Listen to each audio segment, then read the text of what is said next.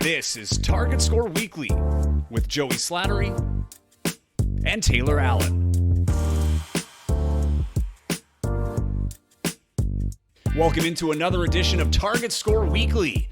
I'm Joey Slattery, and I'm flying solo this week. It's because I think Taylor's living at IG Field right now. We're in the thick of training camp season. Not only are the Sea Bears in training camp, but the Blue Bombers are in training camp as well. And Taylor Allen has been working real hard, long hours, making sure that all the great stories coming out of Bombers training camp are hitting the free press. I know we have a lot of Blue Bombers fans on our podcast, so make sure you're following Taylor and his work, not only throughout training camp, but the entire season with the free press. Does great work covering the Bombers. Of course, he's disappointed he can't be here, but it's understandable. And he will be back next week when we have a full season preview with some special guests covering the CEBL, the Sea Bears, all the expectations, everything that's coming along with this new season. And there are many expectations, I can tell you that. I've been at Sea Bears training camp all week. If you've been following along on Instagram, thank you.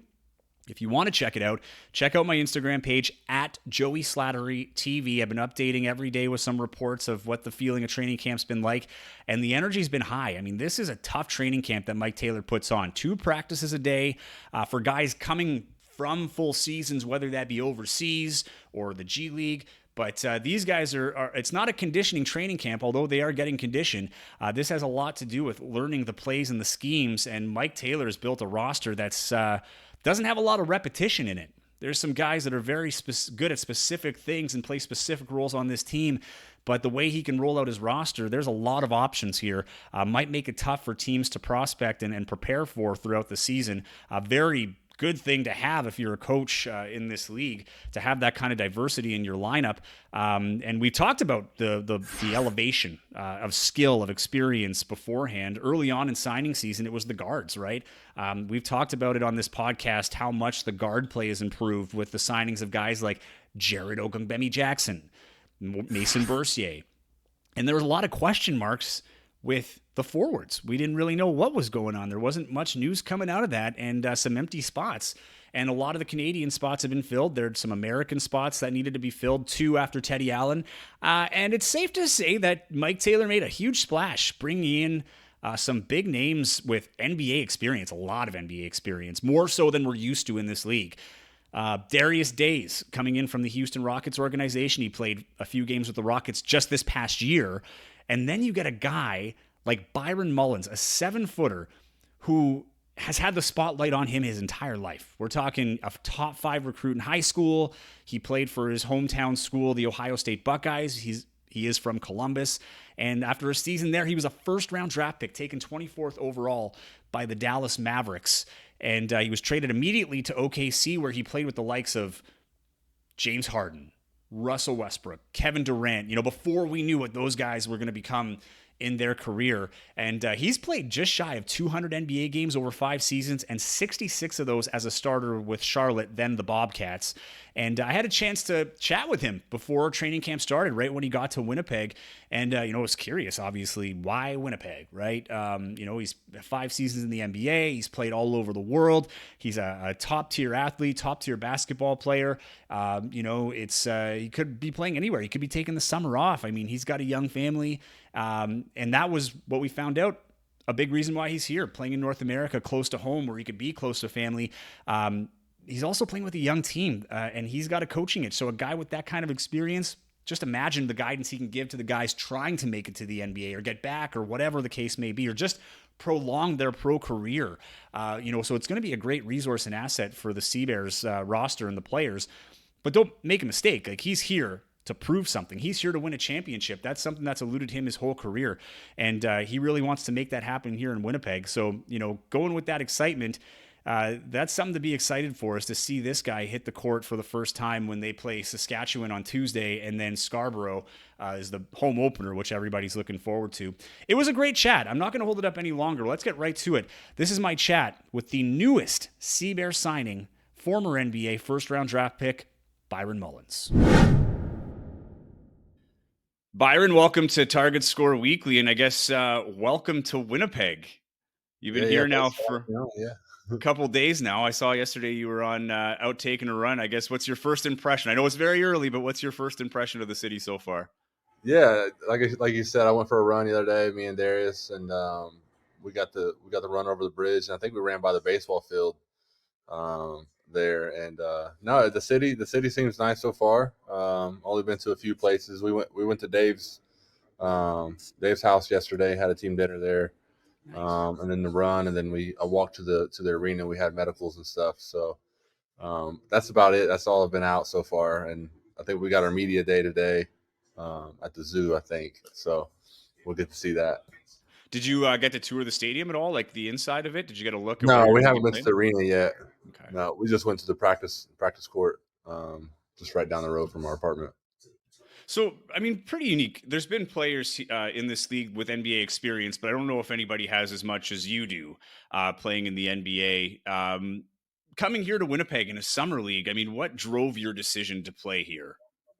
Yeah, I mean if I'm being honest, the first decision was for my son to come and watch me play. Uh, Besides the NBA and the G League, this is the closest I've played um, in 10 years to let my son come up and watch. So our plan is to after school's out at the end of May, he's going to come up and spend some time with me and get to experience the whole lifestyle of a professional athlete and just show him the ropes a little bit. He's of that age now where he can fully understand it and see what goes into it and how much work goes into it. So that was the first thing.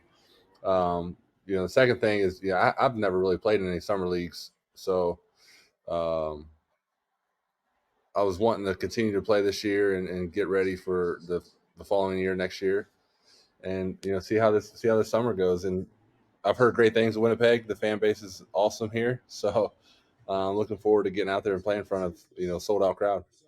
I do want to ask about the difference, I guess, that you're expecting in summer league. But before I get to that, just when we did the introductory press conference, you were talking about how the opportunity came up, and it was actually through your initial contact with the league would have been through Vancouver. But maybe you could take us through this opportunity, how you even come about the CEBL in the first place, and then find yourself landing in Winnipeg.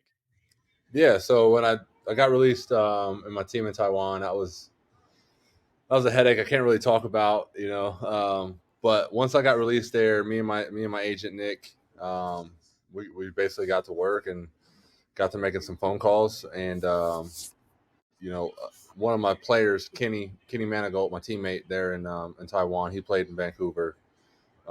We kind of got to talking about CBL, and it was brought up with Nick, and Nick, kind of mentioned he would reach out to some teams, and he did. And I kind of told Nick, like, I kind of have a contact, not really. I know the coach for the Bandits coached out in Taiwan, so that, like I said, that was our first initial reach out. But there was no interest there, but there was other teams that we were talking with, and me and Mike jumped on a phone call, Coach Mike, and we just hit it off from the start, man. He's someone that I think I would love to play for, and we got the deal done, and here I am. And you had no contact, like prior experience with Mike at all, right? Like this is the first time you're No, meeting Mike Taylor, no, essentially. yeah, this is the first time. Yep. That's crazy. So now Yeah. you look at this league; it is quite different. Summer league being one thing, shorter season being another, right? Only a 20-game regular season, and then Yeah. you've got the added element of target score. Have you ever played in a target score type scenario before? Is this something that was intriguing to you? No, no, I played in one game. I played in one of the TBT games. Back in 18 or 19. I can't remember what year it was, but they had the eliminating to those games as well. So I don't know, it's a little different. I mean, I've been in games where I've came back by 20 points in 4 minutes. So I mean, I don't know. There's two different sides of how we feel about it. I think it end the game pretty quick. What is it, 8 points or 9 points? Nine, yeah. 9. Yeah. So I don't know. We'll see how it feels when we get out there and play, and it's going to make it interesting, though. That's for sure. And in terms of your approach, I mean, as you're preparing for this season, how does it change? I guess because it is quite different. Is going from a winter full season to a very concentrated, you know, really kind of higher pressure because each game carries much more weight than it would say in an 82 game season. But how do you, I guess, approach this new style of play with the differences that you're normally or differences from what you're normally used to? No, I don't. I wouldn't approach it any different. It's still playing basketball at the end of the day, and it is 20 games, a 2 month season. So I'm going to approach it just like a regular season. At the end of the day, it is a summer league. You might have some players just coming out here to stay in shape and just play, but at the end of the day, like there's still a trophy to win, right? So, um, and there's still job opportunities to get from this. So I'm going to take every game serious and play hard. And what is different, I'm going to have to try to get used to is the playoffs. The playoff schedule is like a one and done, right? It's so there is no 3 game, 5 game series or whatever. It's one and you're out. So, um, which is good because that's going to add a lot more. Everybody being locked in and taking every play serious.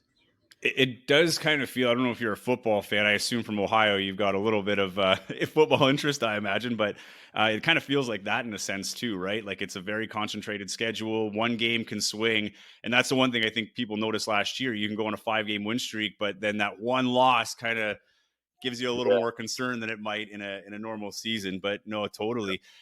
You talk about you're looking beyond this as well, right? Like this is an opportunity to this contract could lead to your yeah, next contract. I mean, where do you see your career from here? Because you're 35 now, right? yeah. I'm 35, so So, like, in terms of like taking this opportunity and moving it to the next opportunity, what do you hope to achieve that in terms of getting to that next opportunity? What does yeah. the next opportunity look like for you? I guess like we just talked about, I'm 35 years old, so um, I don't have many more opportunities. So I really got to take this for granted. I can't take this for granted. And like I said, I got to go out and play every play I can play and play hard and show people that at 35 I can still play. I just came off of an MVP season last year in Taiwan. Um, Before I left there, I was in the run of getting the back to back MVP before I left Taiwan. So yeah, man, I can still play. So that's really what I'm looking for getting out of this. Is to get my next job opportunity, and then continuing to play for the next couple years if I'm lucky.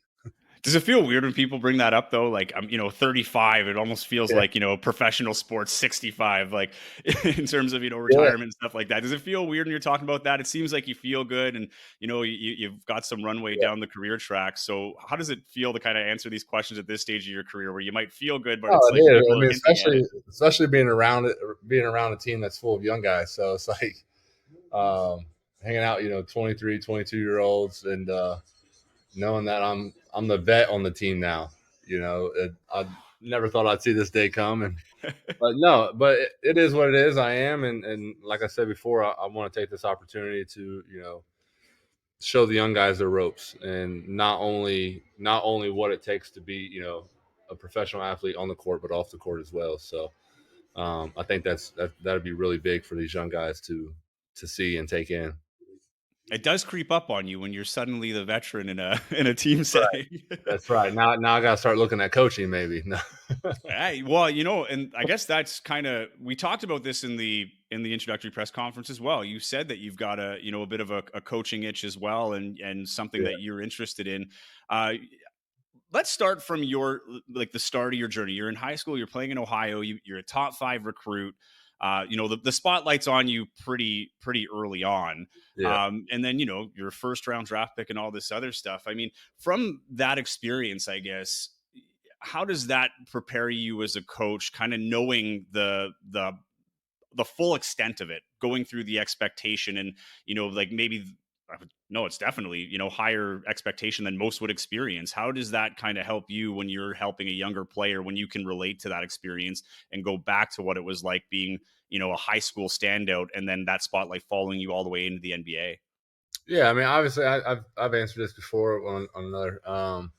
But I was telling a guy the other day, one of my teammates, that like I said, it's they know what you can do on the court, right? They know. I mean, everybody in the league right now can score a basket. It's what else can you do? Can you go out? Can you go grab rebounds? Can you go out and block shots? Can you go out and play defense? But not only that, it's what how do you handle yourself off the court? Who do you surround yourself with? Um, and that's the thing. When I came into the draft, like they know everything about you. These the recruiters, whatever, they know who your best friend is. They know who, your enemies are, but it's how you carry yourself off the court. Can they send you to an appearance event and trust that you're going to represent their organization the right way? And that goes a long way. I think that's half the battle. And um, I've known really good players that I was teammates with just tank the interview portion of the NBA combine. Um, that's one thing that people don't see when you go to the NBA combine. Like, yeah, you see the on court stuff on TV and stuff, but you don't see the amount of interviews that we do. While we're at the combine, there's hours and hours that we're just basically going from room to room, answering the same questions, and you just got to know how to handle yourself. Was that the most stressful part, you think? Like when you go back to that time, Yeah, the on-court stuff, I feel like, you've proven yeah. time and time again, but that kind of scrutiny, I guess, must be new to you. Was that the hardest part to prepare for? The interview part, I mean, you're really not prepared for it, because you're getting drilled with questions, and if you don't know how to answer them, you're gonna be sitting there stuck. But like I said, they know everything about you. So if you go in there and they ask you a question, you lie about it, there you go. There's your job opportunity. So you got to really watch how you handle yourself off the court because everything is being seen, whether you think it is or not. And further to that, when you go to the draft floor and the Yeah, pageantry for the NBA draft is, up there with the best of them. So, you're sitting there waiting for your name to be called. What's that anticipation like yeah, before, yeah, yeah. you're So I called by was, the Mavericks? yeah, so I was at home. I actually didn't go to New York for the Oh, draft. you weren't there. Okay. No, no, no. I stayed home and see my whole process. It was weird how mine worked out because I was talking to some teams and the teams that were in the lottery at that time. They were like, yeah, if you're still around, we're gonna pick you, right? So something happened in that draft where the Timberwolves ended up getting like 4 first-round picks, and I think it really just messed up the order. But some picks came around. I'm like, oh, okay, this team told me if I was here, that they'd pick me, and then they don't pick you, and you're like starting to worry, right? So, um, anyway, the Mavericks pick comes around, and the Mavericks were like my favorite team growing up, right? Dirk is my favorite player. My agent calls me. He's like, "Hey, you're about to be drafted by the Mavericks." I'm like, "Hell yeah!" Like, he's like, "Whoa, wait, you're going to be traded in about 5 minutes to Oklahoma City." So basically, they OKC because it was Dallas, Oklahoma City, and Chicago. It was 24, 25, 26.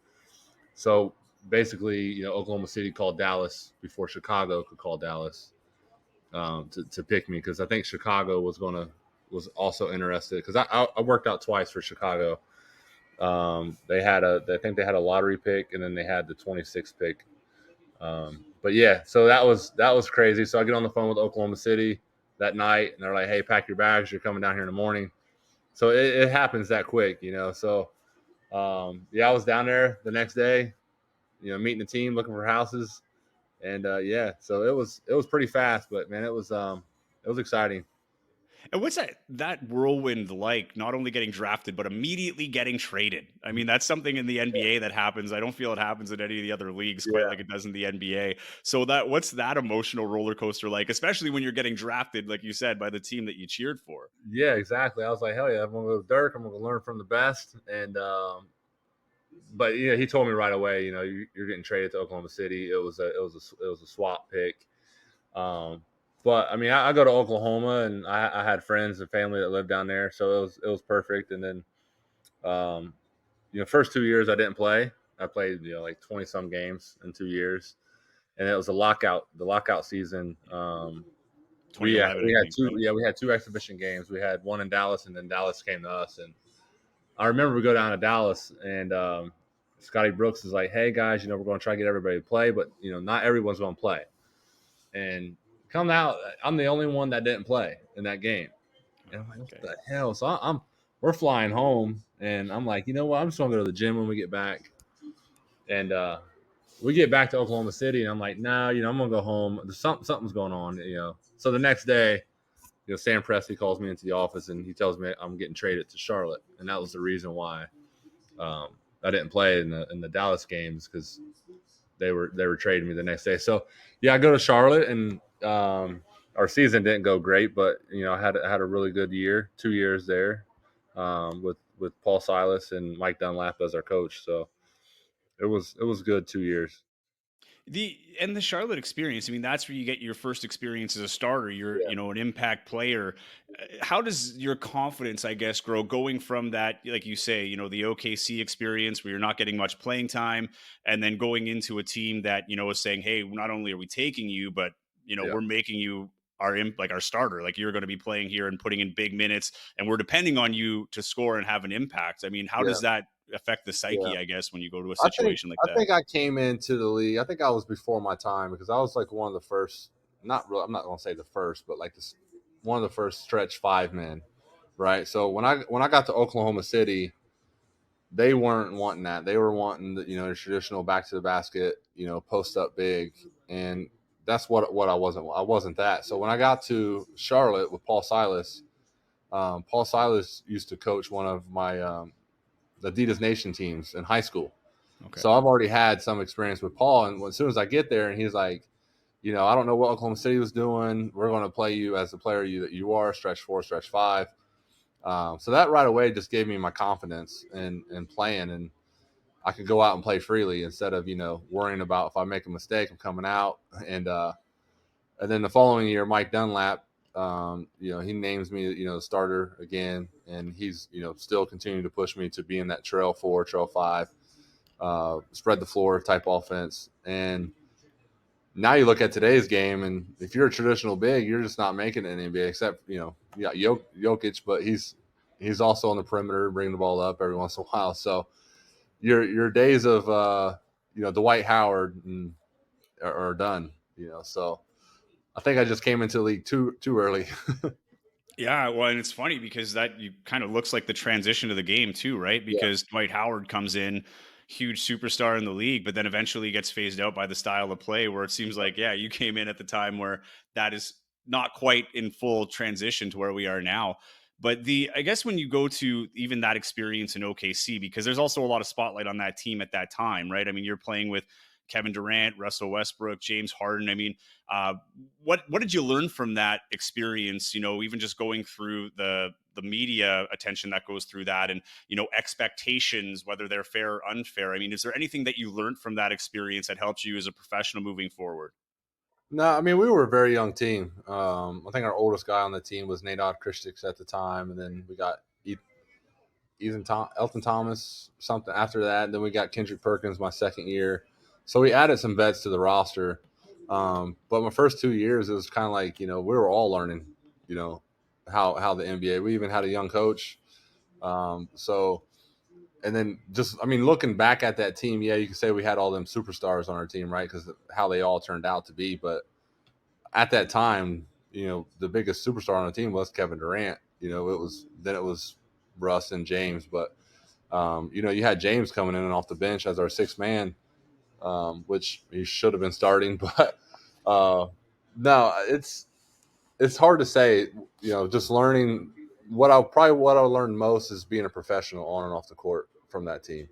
Just the way they ran the system, way they ran everything was just very top notch professionalism. Was there any of those trajectories that surprised you as to the stardom that those guys reached with like Harden or Russell Westbrook, particularly knowing that KD always kind of had that expectation? Yeah, no, it was nuts. Now looking back and saying I played with those guys is still kind of like shocking within itself. And every time I tell people I played on OKC, they're like, "Oh, you played with James, Russ, and KD?" Like, they all ask how it was, and no, it was fun. We definitely had some great times, but my best time was in Charlotte, and that's where I came out to be the player that I am, and it really got my start. Yeah. What was the best part about the experience in Charlotte those 2 seasons for you?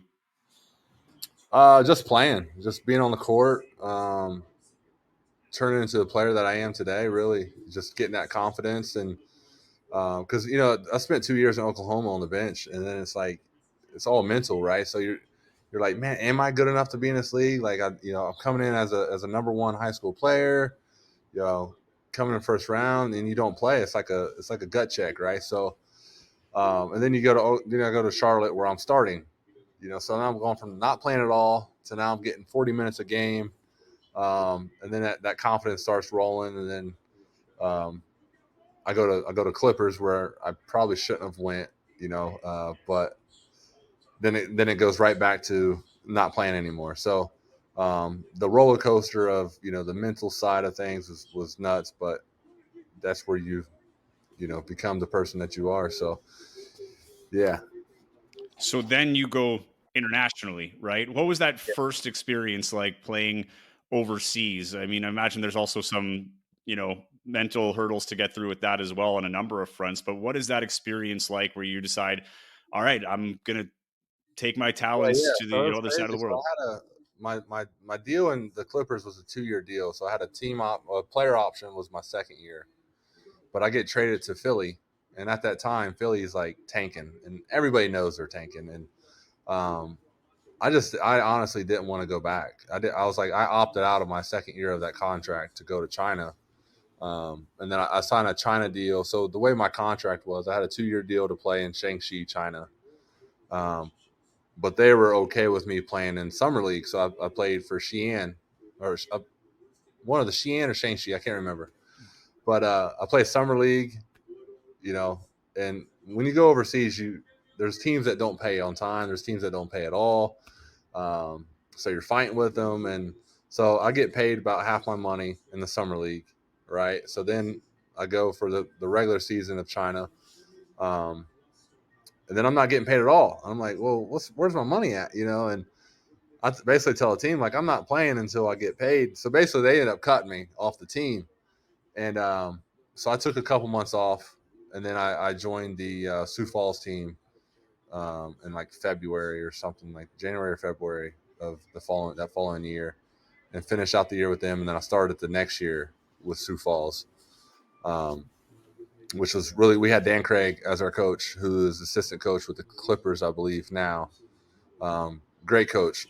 Uh, and then I go from there to Turkey, which I was in another situation where they didn't pay, and I was only there for 2 months. It was the last 2 months of the year, and my teammates are like, "Yeah, we're like 4 months back on payment. Like we haven't been paid," and like all the sponsors end up quitting, and it's a different world overseas, man. You know, it's not like the league where you got so much shit you got to worry about, but Yeah. um, no, it's a different world. But it's I've been overseas for the last 10 years, and it's just trying to get on the right team and the right organization to where um, the money, we're not having to worry about money, but just going out and playing ball. Yeah. I can't even imagine the culture shock, not even from like, Yeah. Yeah. living in another country, but just the business culture shock of going, like you say, the NBA that, everything is provided for you to a point where you got to fight. Like, what's that experience like that first time where you're not getting a paycheck and having to go to like, who do you go Yeah. to at that point? Are you going to the manager, the owner? Like, how do you Yeah, even it's approach it's that? crazy. I mean, hopefully you have a good agent. At the time, I was basically fighting for myself, and you gotta be careful because you don't know what these dudes are capable of, right? You get in the wrong place, which I'm sure you've talked to a lot of players, they got some funny stories to tell. But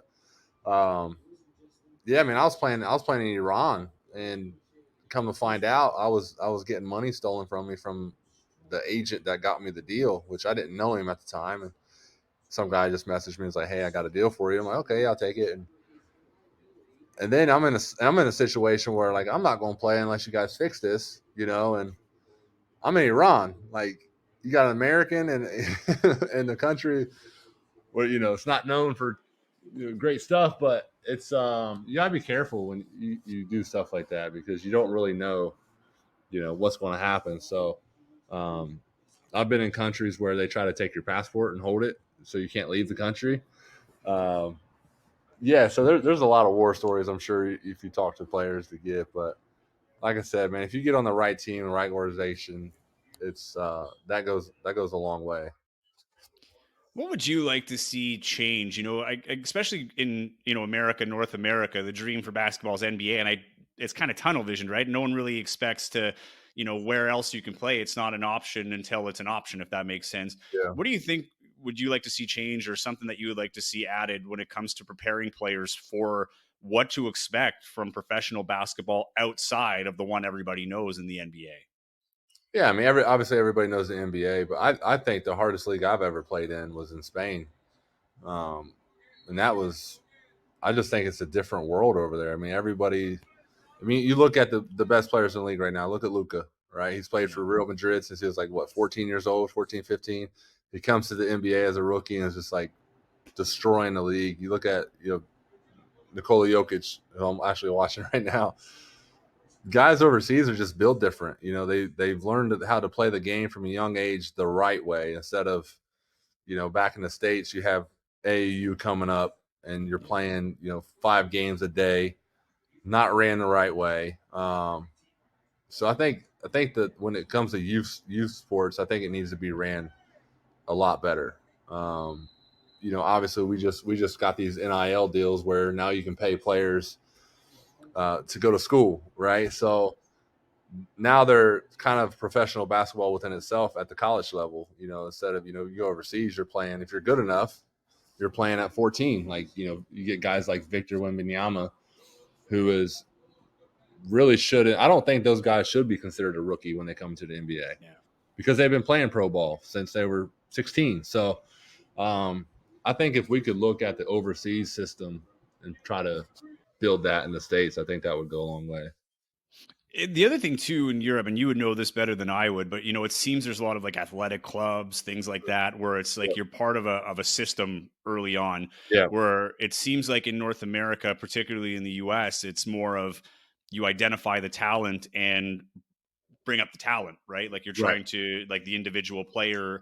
Uh, is that a key difference? Like, and how do you think that plays a factor when you're coming up through the system where coaches might be more interested in developing the player as opposed to a player coming up with a team like you see in Europe?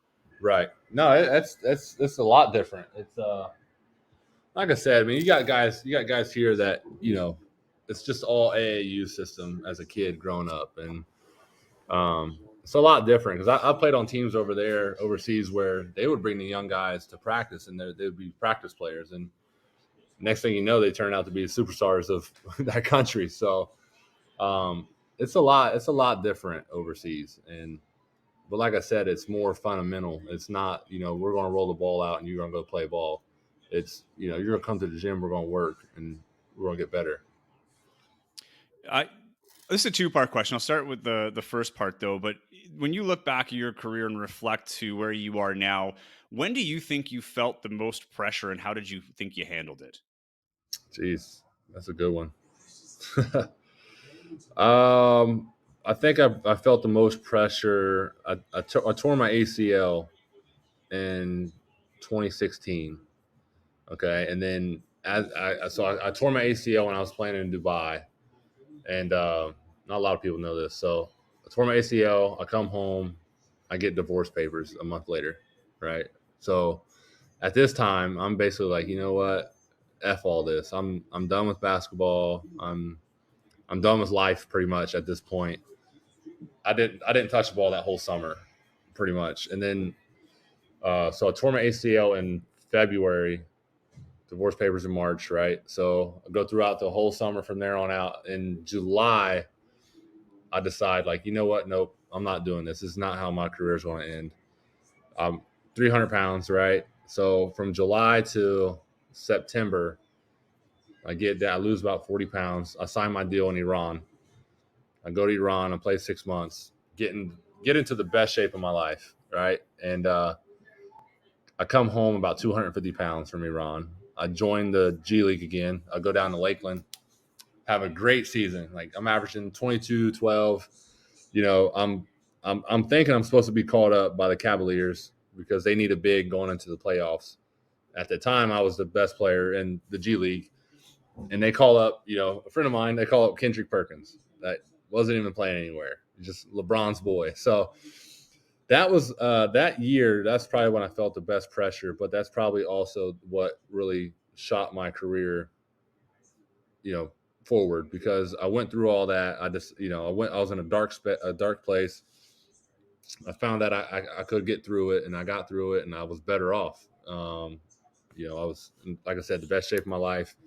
That's when I started taking my health and my body and my fitness serious. As before, I wasn't. I was I looked better at 30 than I did at 20. And um, yeah, man, I didn't really look back after that. It was just that really made me stronger going through that, and I was going through it by myself. So yeah, So to contrast that, what's the most fun? Like, if you were to segment your career, when were you having the most fun, and why do you think you were having fun playing basketball? Because it is a profession, right? I can yeah, yeah, see yeah, an athlete getting tied up in the, yeah, chasing contracts, chasing, stats and things like that. But was there a yeah. moment where you were just like, man, like I'm playing basketball for a living. This is a lot of fun. Yeah, last year was my best year I've had on the court, best year I've had off the court. I was actually happy. I was having fun.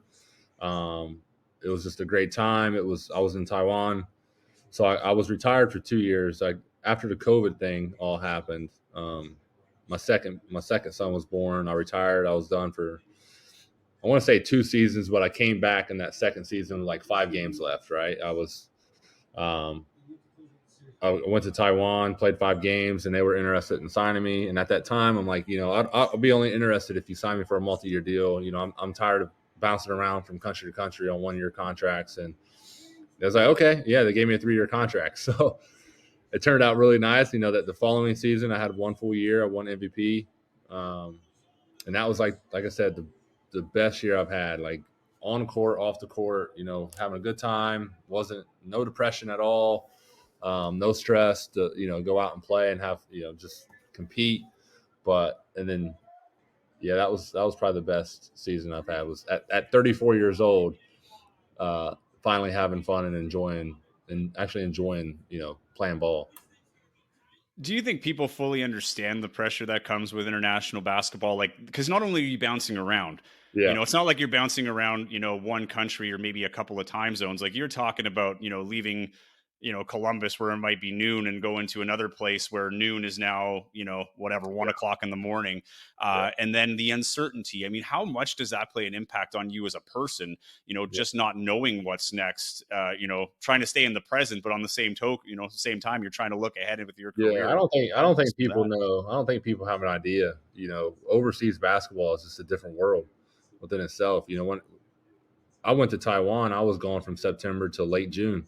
Mm. So you look at that within yourself, and then now I have 2 kids at home, right? I'm leaving 2 kids, so now mentally, every time I leave, I'm not going to see them for another 10 months. That's a whole pretty much a year of their life. That yeah, FaceTime and Skype and Zoom is one thing, but you miss so much stuff that miss every single holiday, right? You miss them growing up, you miss school plays, you miss everything, and that if you can get over that mentally side of things, if you can, is now you got other battles to fight. You're gone, you're overseas for 10 months, like it Yeah. that's just in a battle within itself. There's no all-star breaks. You don't get to come home, and then if you're in a non-English speaking country where you're basically dependent on a translator to help you out, there's also that battle that you have to fight. So um, yeah, playing overseas is a lot harder. It's a lot harder than people think it is. There's a lot of battles that you have to fight. And to wrap that part up, do you feel at any point like I can, your identity at some point probably is just I'm a basketball player, professional basketball player. At that point, do you kind of have to take yourself and understand that there's a person beyond the basketball player, when you're leaving family, things like that, and in a situation where you're going to a city where no one knows you, probably until they look at your highlights or your statistics and stuff like that. I mean, do you find yourself separating yourself as, Byron the basketball player and then, figuring out who Byron the person is and having more time maybe not more time, but more pressure to figure out who I am as the man outside of basketball? Yeah, that's hard, man.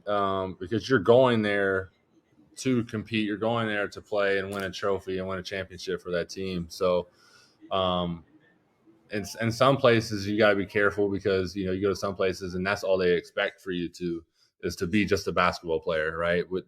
And then you go to some place like I was in Taiwan, and that was like the first place where I was like, they want you to be more than just an on court appearance. They want you to do everything off the court for the team, show face. But I'm so used to just being a basketball player that I couldn't really adapt to that, off court, going to do photo shoots and being this guy, because I was so locked into just one thing, right? And I think that's what in Taiwan, um, they probably looked at me as a negative, because they want that, I don't know, that I don't want to say like good boy like type of attitude player, but where I'm so like passionate and just like I just want to win. They weren't. I don't think they're used to that. So yeah, I think that's what my downfall there was. Any disappointment with that? I know, like, we're not going to get too much Yeah, into the details, yeah, but just the yeah. way that it ended, like, is there a sense of disappointment or regret? Like, what do you take out of that situation that you can, take as an um, experience, improvement, whatever? yeah, I'm not really sure. I'm not really sure, because it all changed from the first year that I was there to the second year I was there. Like I was playing the same exact way I was playing the first year, and then all of a sudden everybody had a problem with the way I was playing, but they didn't have the problem with the way we got after we won. It was like, okay, well, we won. So if we lost and us play the same game, now it's all of a sudden an issue. But yeah, I can't really get into very much detail about it, but um, yeah, I don't, I won't talk about it. Now, turning your attention here, you're in the Yeah, yeah, CEBL. It's a growing league. It seems that the popularity in the last like 2 to 3 years has exploded. The talent level, just the players that are being signed, it keeps elevating. But here you are now. You're back in North America. You're playing in a summer league that didn't exist 6 years ago. yeah. What do you prove here? What's on the table here that you want to take advantage of to prove here in Winnipeg this summer? Yeah, like I said before, that I can, at my age, I can still play. I can still get up and down and go, and still, not only score the ball but make a difference in the game on the defensive side. Whether that, not even on the basketball side of things, just me being on the court, but me being a positive effect on the other guys, right? So taking these young guys under my wing, showing them the ropes, showing them, helping them out any way I can. I think I'll have, you know, I think I'll be more excited about that really than at this stage of my own stats or anything like that. Do you find that actually that's interesting? A good transitional, like, not that you're transitioning out of basketball, but to get that coaching experience. Because in this case, you've got the unique scenario that you're playing with guys who are still currently and against guys that are still currently in university or college Yeah. here in Canada. So, for guys that are, let's say Simon Hildebrand, were probably going through high school, never really thought that professional basketball would be an option or how tough it would be or even how to get your foot in the door. Now they're playing in university. And Hmm. now it's a real opportunity that, even if it's not the NBA, I mean, the NBA, not out of the question, but there's also now you're exposed to guys that have played in different leagues. I mean, how do you see this opportunity for you to help guys that are very, in their formative years in terms of basketball development and, just kind of scratching the surface of their pro career? Yeah, yeah, I'm excited to do it. I mean, like I said before, if anybody needs any of my help, I'm gonna be the first one that steps up and take them under my wing. So I've been hanging out with Tyler. I've been hanging out with Darius so far. Just because they're here at the apartment building. I think Simon lives here, right? And Mhm. some of the other guys live here, so they're away from the apartment. But come Monday, I think we're all going to get together, and even today, to hang out and spend time together. But no, on the core stuff, I mean, I can't wait to work with these guys and get on the court with them, and kind of, even if it's watching film, after games and stuff. I think they will be open to me, giving them, my 2 cents, and hopefully they go out and they can use it. I imagine they will. I feel like you got Yeah, a lot to offer in that sense. All right, you ready for target time? yeah, let's do it. A reminder, target time is the longest form of rapid fire you're ever going to hear. Normally, my co-host Taylor's with me. We go back and forth, 5 questions each, but I've got 10 questions, a couple of All right, his staple questions in here as well. We'll all right. start with the first one. What was your favorite NBA city to play in? Favorite NBA city to play in, man. I would probably, just to be close to home, I'd probably go Indiana or Cleveland. More so Indiana. More so Indiana. Just playing in the old field house is just something about it. Okay, first thing, I'm disappointed that it wasn't Boston because I'm a Celtics fan. But now I'm really upset that Taylor's not here, my co-host, because he's a diehard Pacers fan. Oh, really? Yeah, and this would have went off. Well, we played the Big Ten tournament at the Pacers Arena, so it was kind of like I kind of had that history there too. So I feel like that's like the root of like basketball culture, like in its purest form. Like I want to go to Indiana to watch a game because even from like the TV, the stadium looks so different. Like it is built for basketball and only basketball, it seems. So that's a good answer. I'm really glad Taylor's not here because he'd be running that in my face right here. So that's perfect. Now, what was your favorite? You touched on this a little bit. I think you know the answer, but what was your favorite international playing experience? Now, it doesn't have to be like city or anything, but was there a particular experience that, you know, blew your mind with fans or atmosphere, anything like that? What was the best experience from your overseas career? I give two answers for this one because it's off court life was definitely Dubai. I was there for 6 months, and when you play overseas, like it's a grind, right? So I was in Dubai for 6 months, and it felt like I was there for a month, right? There's something to do every day, and we had practice at night, 6 o'clock at night, and hardly anybody would show up because it was all locals. So, and they were already rich, so it wasn't like they needed the basketball money to. So, but on court wise, Dubai was probably the worst because it was not somewhere you would go to get better. But for basketball, man, I would either say Japan or South Korea. South Korea, fan base wise, was crazy, and Japan was also crazy. But the competition there too, I would have to say those two countries. Okay. What's the most underrated professional league that you played in? One that made a surprise to you, or guys, if you were talking to, you know, one of the guys played in the NBA with, be like, yo, this league is not as easy as you think. Is there a league that sticks out that you weren't expecting it to be as good as it was? I would probably say Japan. I would say Japan for sure. They had some really good athletes, just local players. Was tough, fast, shoot. I mean, it was, and the league within itself was perfect. Yeah. Yeah.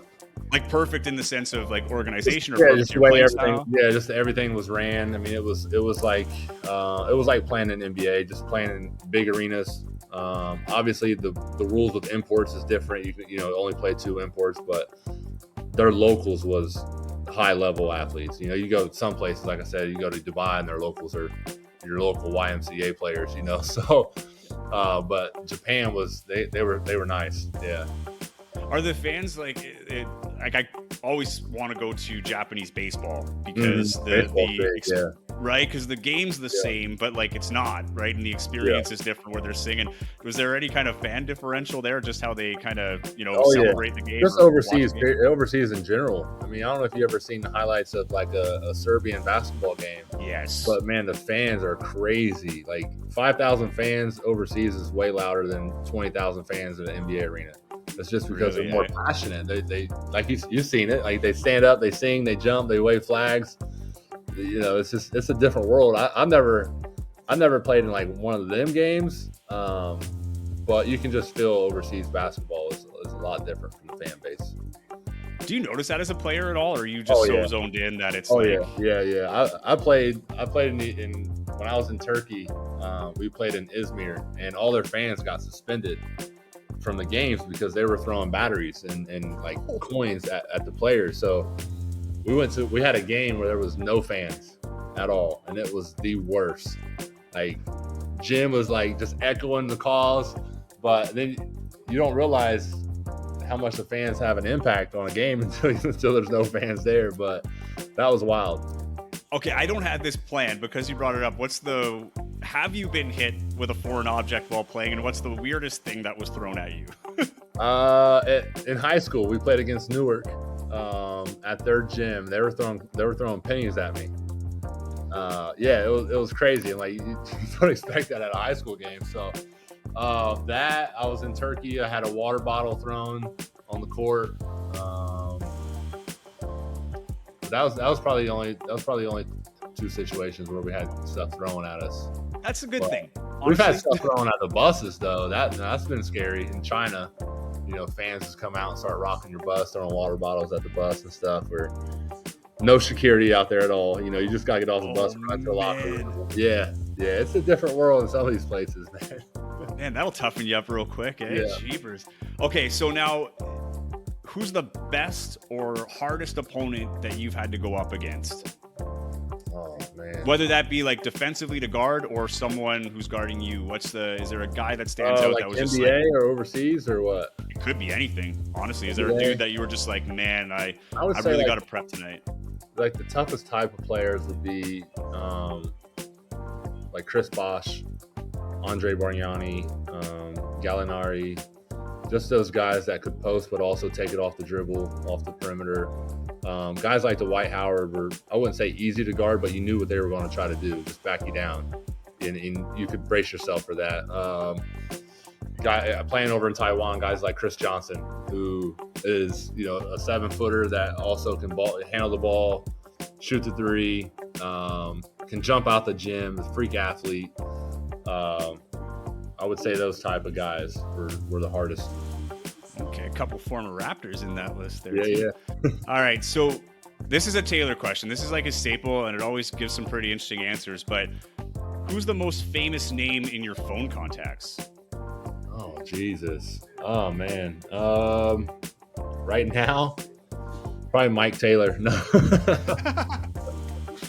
Man. Well, in Winnipeg, actually, his stock's risen quite a bit. Yeah, all right. We'll go with Mike Taylor then. That's funny. All right. What's the biggest advantage outside of basketball of being 7 feet tall? I think there's just the attention that we draw.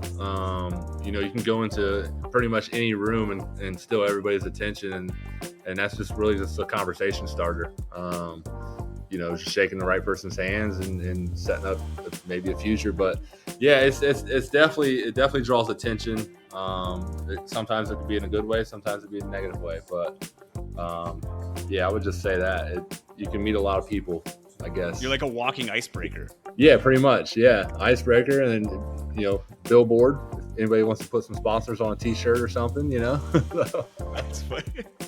And I guess what's the hardest part about being 7 feet tall is the second part. I guess that would be the same thing. The attention that it gets.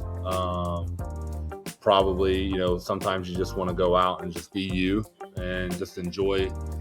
Just whether it just be being left alone or whatever, you still draw the attention. Especially times where you're out with family or whatever. You're out with family at dinner or whatever, and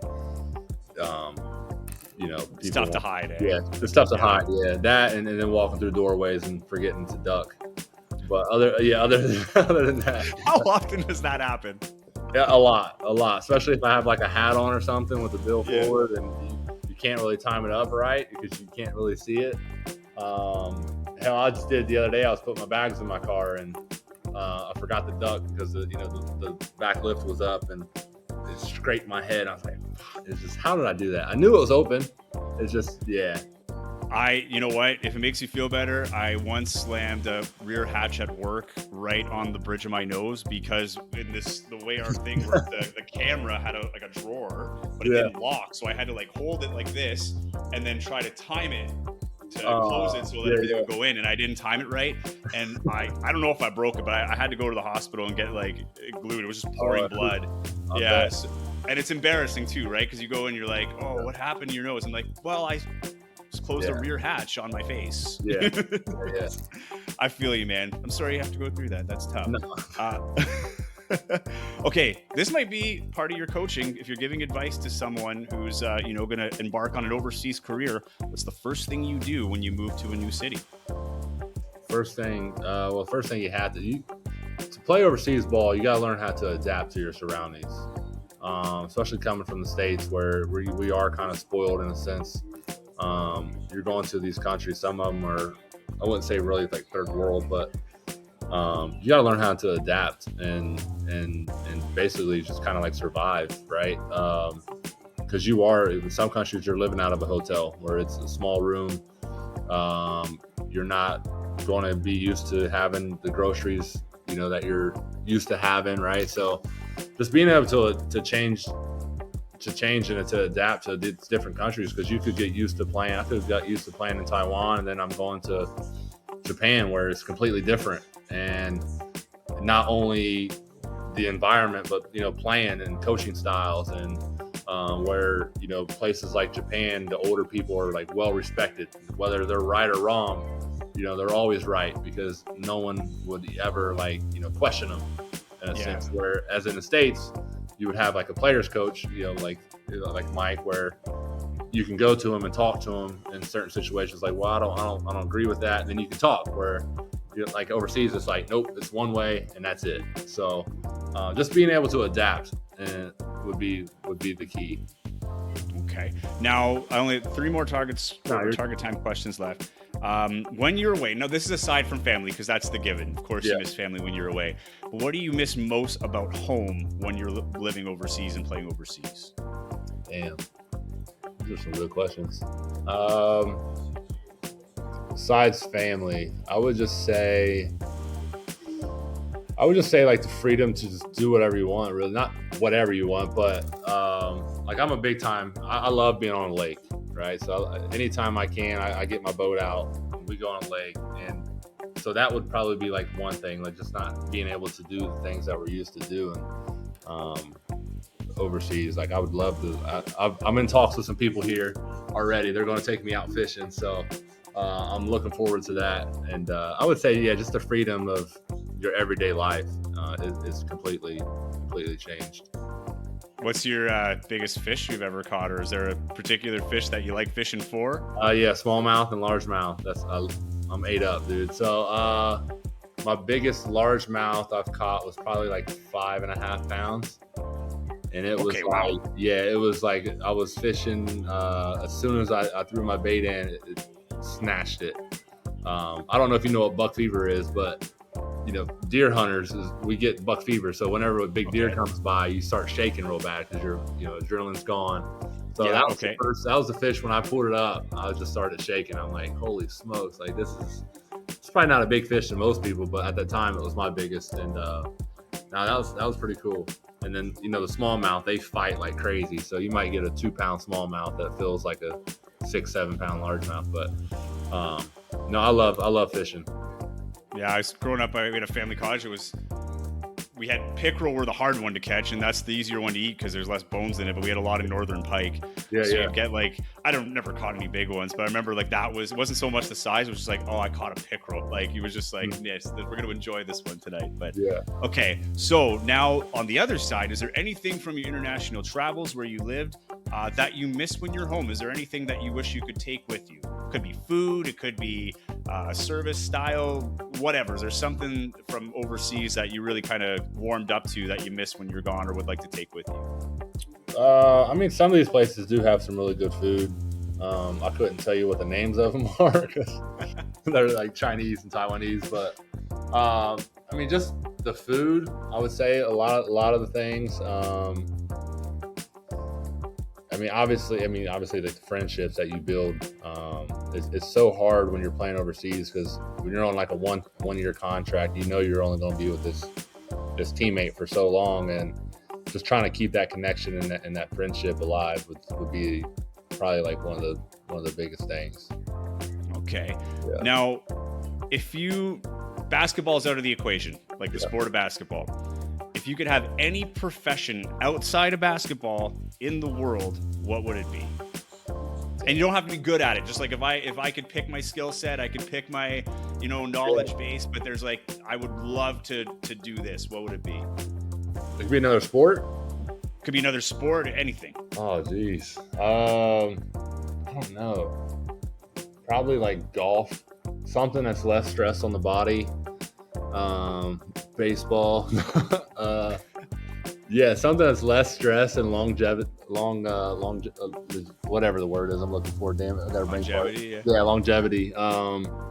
But even those sports have stress. I mean, you go out and play 18 holes of golf, I'm fucking worn out. So, no, something within those lines. Definitely another sport though. I gotta be in competition. Okay. whatever. I was telling Mike Taylor the other day because he was saying that he wasn't a big fisherman, and I kind of told him, I'm like, yeah, I wasn't either until I got into my first bass tournament.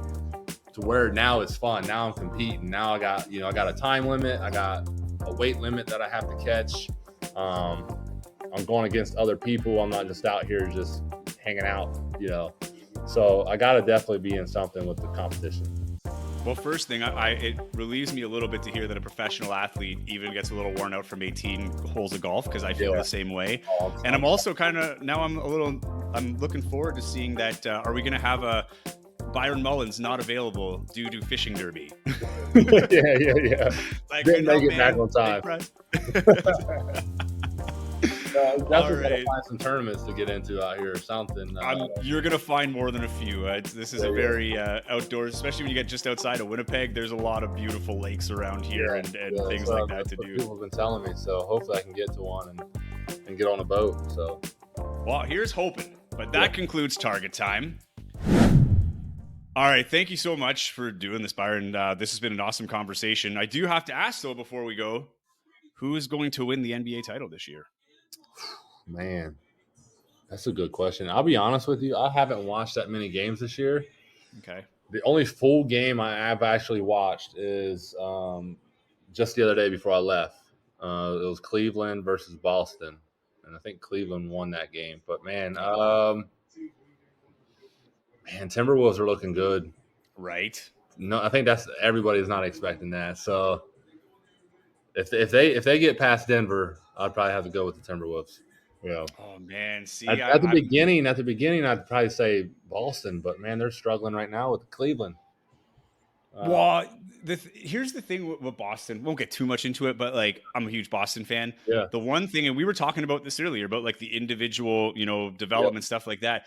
What makes Boston so good is when they're playing that team style. The ball's moving around, it's quick, but then they get into these phases where it's for whatever reason, it goes to isolation, and that is what. And then they couldn't hit a three in that game that you watched, which didn't help either. But I still think this is it has to be Boston's year. I mean, these guys have been knocking on the door forever. That core. I've liked Boston since they got Tatum, and that's what I'm trying to get my son to watch. He's got that tall frame. He's got the handle.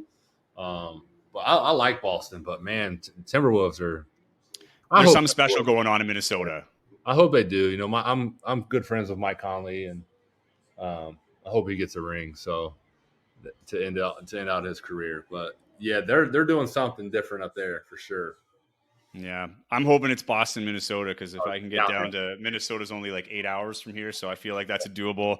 I won't be able to afford a ticket, but that's a problem for a later day. Yeah. But yeah, that'd be awesome to see a Minnesota Celtics final. But anyway, Byron, thank you so much for joining us, and we're surely going to have you back again if you want to come on anytime, man. So looking forward to watching you play. Thanks for having me.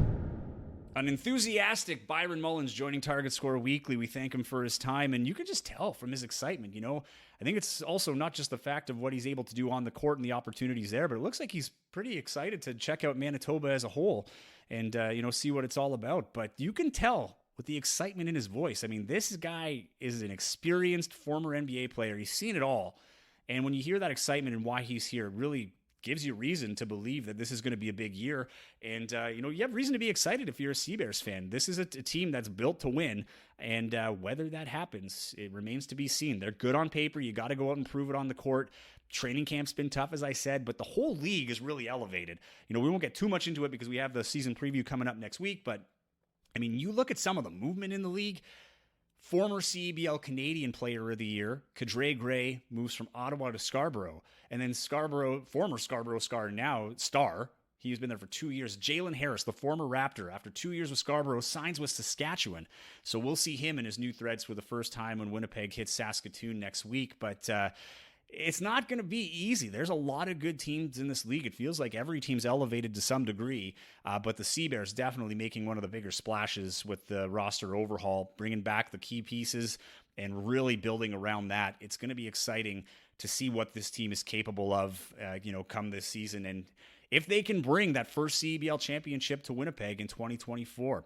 It's going to be good. We have a full season preview next week. As I said, if you have questions, feel free to email us. The email targetscorepodcast@gmail.com. You can reach out to Taylor and myself on social media. I am at Joey Slattery TV. He is at Taylor Allen 31. I thank you for the questions that came in already in comments. I'm not going to get to them this week simply because Taylor's not here. I think before we open that mailbag, we want to have Taylor Allen back, and maybe next week might be a little tough because we have some special guests as a bit of a roundtable to discuss the upcoming season. So we're excited for that. I hope you're just as excited. This time next week, we are in the thick of the CEBL season. It'll be underway. We'll be a couple games in at that point. So we're excited to be here. Thank you for tuning in with us throughout the preseason. And we look forward to the regular season getting going here and seeing what this team has and what the league will be like this year. Tune in with us next week. We'll have that season preview. Hope you're as excited as we are. Until then, and I should say, make sure to like and subscribe so you don't miss that episode or any other episodes. In fact, you can go to YouTube or Apple Podcasts, Spotify, check out the catalog. Do what you got to do, man. Get psyched for this season. It's going to be a lot of fun. I'm looking forward to it. I know Taylor's looking forward to it. We look forward to seeing you next week. Until then, stay safe and have yourselves a good one. Thank you for listening to the Target Score Weekly podcast.